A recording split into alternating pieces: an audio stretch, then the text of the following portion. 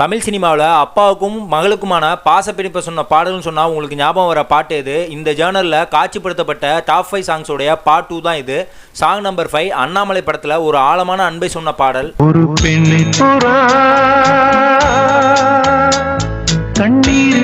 Song number 4 வந்து பார்த்தீங்கன்னா தெரி படத்தில் நம்ம எல்லாருமே தெரிக்க விட்ட அந்த பாடல்.